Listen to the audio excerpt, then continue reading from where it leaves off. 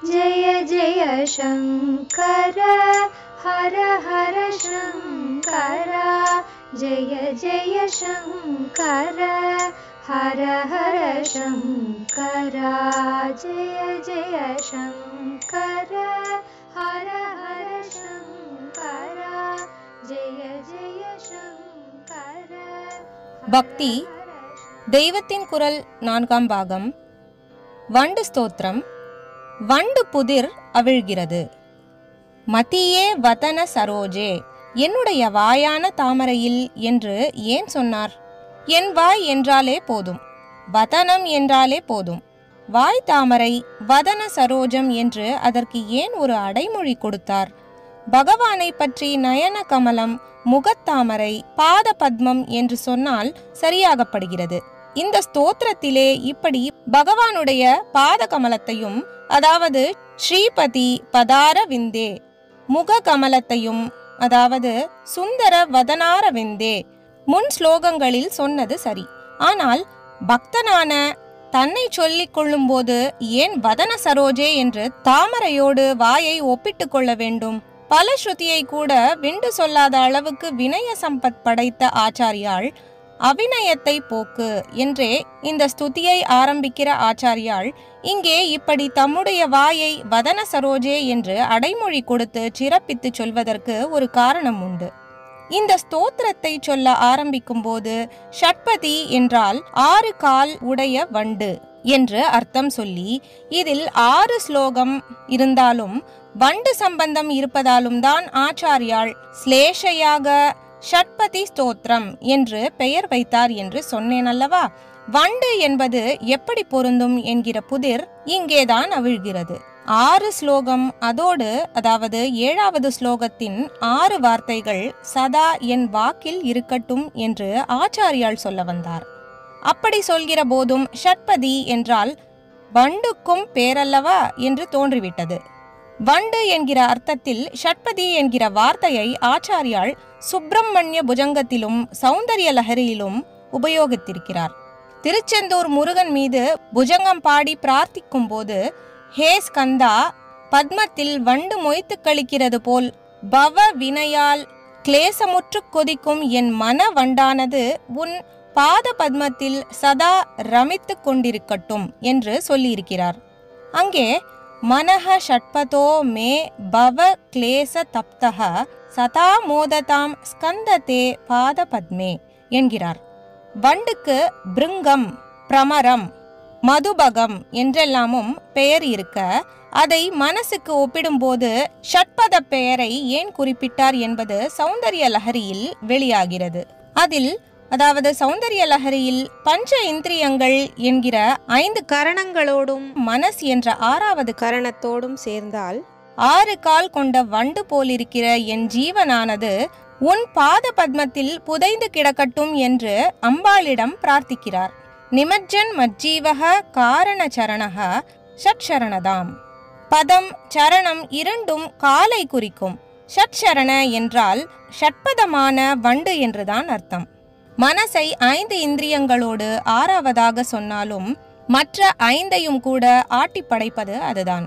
அதனால் மனசையே அதுவும் அதன் 5 அங்கங்களான பஞ்சேந்திரியங்களும் கொண்ட 6 கால் வஸ்துவாக சொல்வதுண்டு. அதனால்தான் மனஹ ஷட்பதோ என்கிறார்.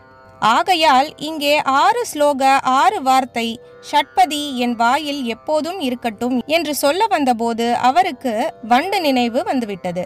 வண்டு சதா இருக்கிற இடமாக தம் வாய் இருக்க வேண்டும் என்றால் அந்த வாயானது தாமரை பூவாக இருந்தால்தானே முடியும். வண்டு தாமரையைத்தானே சதா மொய்க்கும். அதனால்தான் வதன சரோஜே என்று போட்டுவிட்டார். ஸ்ரீபதியின் பதார விந்தத்தை, சுந்தர வதனார விந்தத்தை பற்றி சொல்லிக் கொண்டே இருக்கிற ஒரு பக்தனின் வாயும் அரவிந்தமாக ஆகிவிடும். ஆதலால் என் வாய் தாமரை என்று போட்டதில் எந்த அனுசிதமும் இல்லை.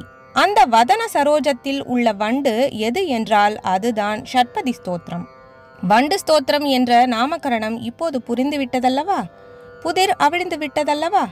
வதன சரோஜத்தை, முக கமலத்தை சொல்கிற போது ஆச்சாரியாளை பற்றி அவரது நேர் சிஷ்யரான பத்ம பாதாச்சாரியாலும் பிற்பாடு அப்பைய தீட்சிதரும் பண்ணின ஸ்லோகங்கள் மறுபடி நினைவு வருகின்றன. முன்பே சொன்னேன். குறிப்பு: இவ்வுரையில் சங்கரரும் சிஷ்யர்களும் வினயமும் என்ற பிரிவு பார்க்க. ஆச்சாரியாளின் முகமாகிற மானச சரசிலே வாயாகிற தாமரையில் பாஷ்யம் என்கிற தேன் பொழிகிறது என்றும் அதை சிஷ்ய கணங்களான வண்டு கூட்டம் பருகுவதாகவும் சொன்னேன்.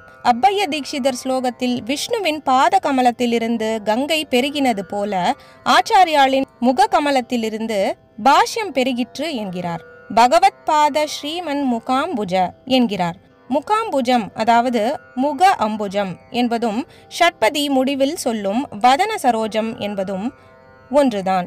அந்த பகவத் பாதாளே இந்த ஷட்பதியின் 2வது ஸ்லோகத்தில் ஸ்ரீபதியின் பாதார விந்தத்திலிருந்து தேவகங்கை பொழிகிறதை பற்றி சொல்லி இருப்பதை பார்த்தோம்.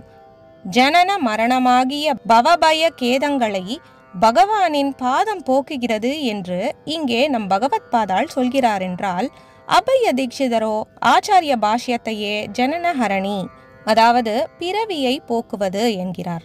சுப்பிரமணியர், அம்பாள் முதலியவர்களின் பாத கமலத்தில் தமது உள்ளம் வண்டாக படிய வேண்டும் என்று ஆச்சாரியால் சொல்கிறார் என்றால், பழங்காலத்து கம்போடியா தேச கல்வெட்டில் நம் ஆச்சாரியாளுடைய பாத கமலத்தில் சகல பண்டிதர்களுடைய தலைகளும் வண்டு கூட்டம் மாதிரி மொய்த்து கொண்டிருப்பதாக இருக்கிறதென்று முன்னே சொன்னேன்.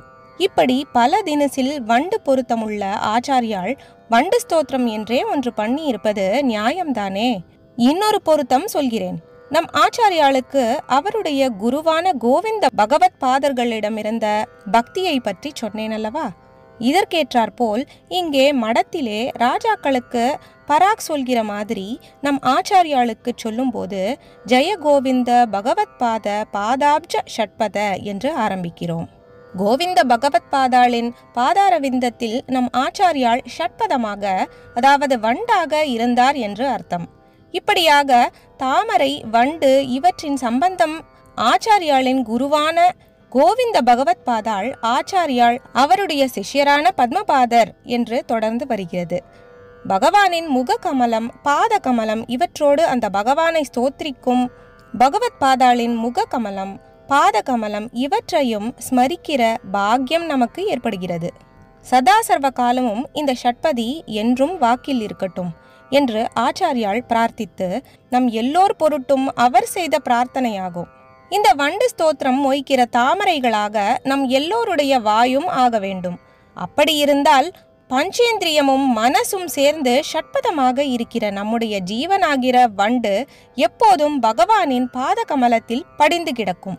ஆரம்பத்தில் தமய மனக சமய விஷய மிருக திருஷ்ணாம் தாரய சம்சார சாகரதக என்கிற போது ஆச்சாரியாள் மனசும் இந்திரியங்களும் அடங்கி சம்சார சாகரத்திலிருந்து கடை தேற்றுவிக்கப்பட வேண்டும் என்றுதான் பிரார்த்தனை செய்தார்.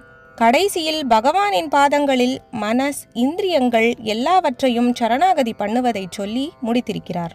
அழகாலும் அருளாலும் நம்மை வசீகரித்து தன்னிலே நம் உள்ளத்தை லயிக்க பண்ணி சுலபமாக நம்மை பவசாகரத்திலிருந்து கரை சேர்ப்பது பகவானின் பாத கமலம்தான். அதுதான் பகவத் பாதர் என்றே சொல்லப்படுகிற நம் ஆச்சாரியாள். அவரே பகவானின் பாத கமலம் என்றால் அதிலும் அவரது முகம் ஒரு கமலமாக இருக்கிறது. அதிலே சதாவும் இருக்கிற வண்டு ஷட்பதி ஸ்தோத்திரம். அது ஆச்சாரியாளுடைய வாக்கு தேனையும் அதன் வழியாக பகவானின் அருள் தேனையும் நமக்கு கொடுத்து கொண்டே இருக்கட்டும். அவிநயம் அபநய விஷ்ணோ தமய மனஹ சமய விஷய மிருக திருஷ்ணாம் பூததயாம் விஸ்தாராய தாரய சம்சார சாகரதஹ திவ்ய துனி மகரந்தே பரிமள பரிபோக சச்சிதானந்தே ஸ்ரீபதி பதாரவிந்தே பவ பயக்கேதச்சிதே வந்தே சத்யபி பேதாபகமே நாததவாஹம் ந மாமகீனஸ்த்வம் சாமுத்ரோ ஹி தரங்கஹ क्वचन समुद्रो न तारंगः उद्धृत नग नगबिदनुज तनुज कुलामित्र मित्रससी दृष्टे दृष्टे भवति प्रभवति न भवति किं भव तिरस्कारः मत्स्यातिपि रवतारै रवतारवता वता सदा वसूतां परमेश्वर परिपाल्यो भवता भवताब पीतोहम् தாமோதர குணமந்திர சுந்தர வதனாரவிந்த கோவிந்த பவ ஜலதி மதன மந்தர பரமம் தர மபனய த்வம் மே நாராயண கருணாமய சரணம் கரவாணி தாவகௌ சரணௌ இதி ஷட்பதி மதியே வதன சரோஜே சதா வசது சர்வத்ர கோவிந்த நாம சங்கீர்த்தனம் கோவிந்தா கோவிந்தா. ஜெய ஜெய சங்கர ஹர ஹர சங்கர மகாபெரியவா சரணம். जय जय शंकर हर हर शंकर जय जय शंकर हर हर शंकर जय जय शंकर.